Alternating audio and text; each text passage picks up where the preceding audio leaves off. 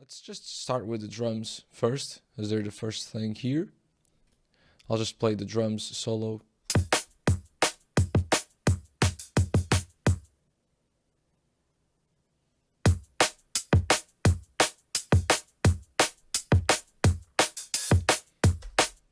Okay, quite simple drums, nothing too complicated, not a lot of 16s or anything. It's just a normal two-step beat with some hi-hats here and there to fill out the gaps.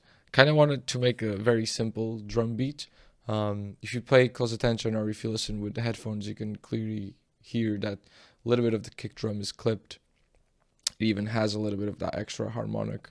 Um, it's kind of like almost distortion actually, and there's some reverb as well on the drums, which I do quite a lot. I'll just zoom in on a section of the drums here, and I'll just take you through what's going on in the drums. So it's actually a bunch of layers, to be honest, but mostly samples from myself or stuff like addictive drums, just samples that I do, and then I'll put them here together and try to make something that works. But I'm trying to stay away from this from this technique where I just layer a bunch of samples, and because layering comes with, for me at least, I'm very geeky about how the layers will hit together with each other. So then I will lose a bunch of time, not lose, but spend a bunch of time making sure all these layers are timed correctly and sitting well on top of each other and taking care of transients and sidechain and all of that. But yeah, I'll just play kick, snare, and the main hat, which I think is this one here.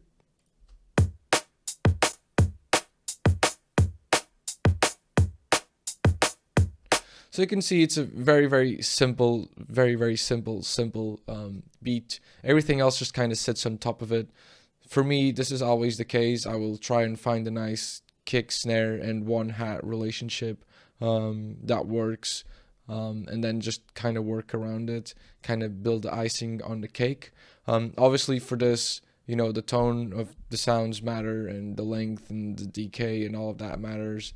I don't want to say like tuning matters too much, but the actual tone of the sound that you're using matters quite a lot. And you can see some of the hats are faded, just to make sure they're different times for different parts. So this one is normally, I'm gonna have a shorter one and then a little bit later on the kick, and then so we can start to add more stuff. So I have this drums layer now, and another one which also has some eighth note hats and some other open hats on the snare. So we already have a quite nice funky beat here. And now I introduce some open hats with a little variation every 4 bars.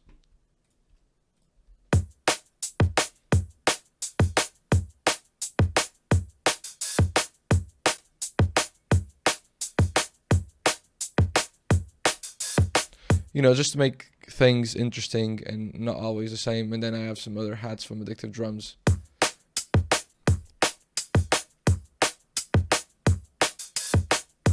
And then something else on top of every kick.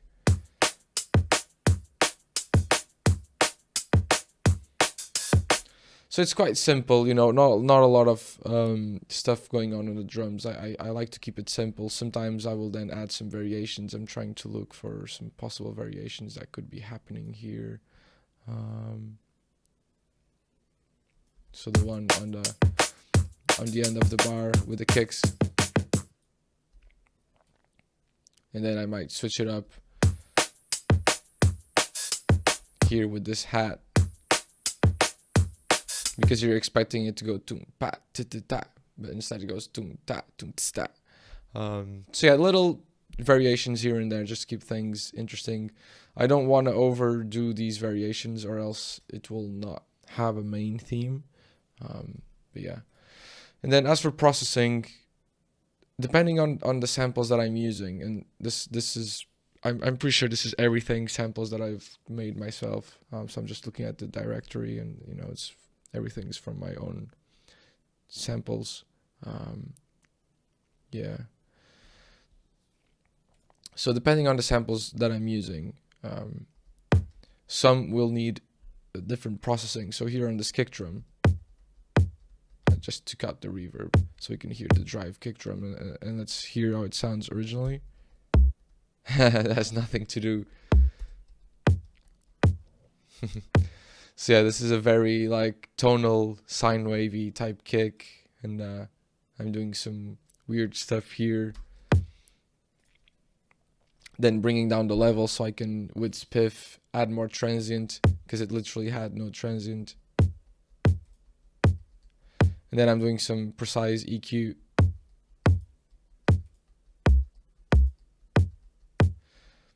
I think practicing with EQs and just realizing the potential of an EQ, it's not, I don't think EQs, specifically on percussive hits, I don't think EQs are just like tonal processing.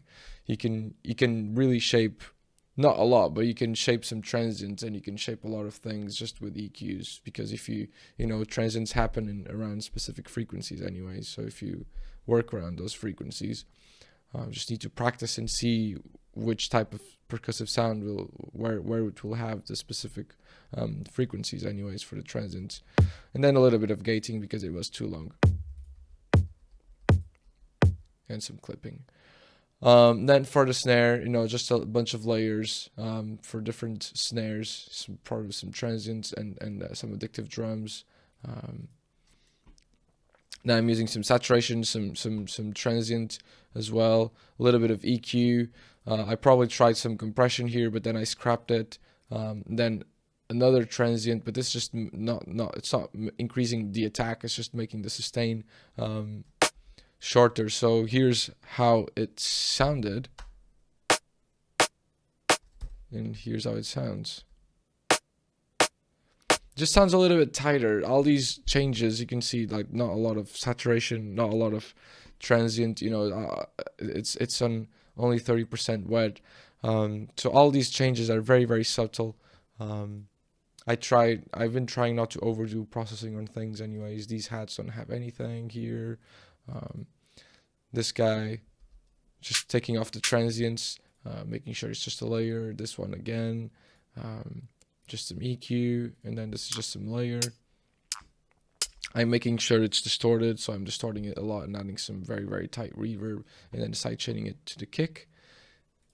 And then this guy, the Pro MB is probably too harsh on the highs, so I'm just compressing the highs a little bit. Now on the drums, you know, the classic processing, if you've ever seen any video of me working on drums, or like Patreon or something, you know, this is classic processing on drums for me. A little bit of saturation, a little bit of EQ, and that's it. So if I just take this off, that's how it sounded, and this is how it sounds in the end, with some of that juicy reverb as well, which might seem too loud, but in the mix it's not too loud anyways. So it's all about context anyways. You can have the sickest drums, but if you follow a direction musically where they don't belong there, so what's the point? You know, just need to make sure that they sound good with what you have in context. Then some rides, some layers happening here and there, you know, just for progression. Then eventually the tambourines show up as well, I'm pretty sure. Yeah, the shakers. So yeah, very, very simple drums processing. A lot of layering actually, which I'm trying to get away from. What I'll probably do is, in this track, since I layered a lot of stuff, so probably what I will do is I'll just solo all the hats and export that into one sample. So rather than having loads of different hat samples and layer samples here and there, I just have this main one, and I can tame it if it's too much, or even saturate it if I need more out of it. So yeah, I will try and do that. And yeah, I'm pretty sure that's just about it for the drums. Okay, there is some other like sends processing, some parallel compression, and the reverb. So yeah, nothing too crazy, just some parallel compression. just squashing it, making it super tight, and bringing out the tails from the sounds, kind of gluing it all together. But not a lot of it goes through anyways. It's all about the small little steps for me, you know. A couple of effects here, a couple of processing here as well, a little bit of drums reverb, a little bit of parallel compression, and it all adds up to a very, very big difference. But yeah, that's it for the drums. Now let's move over to the bass.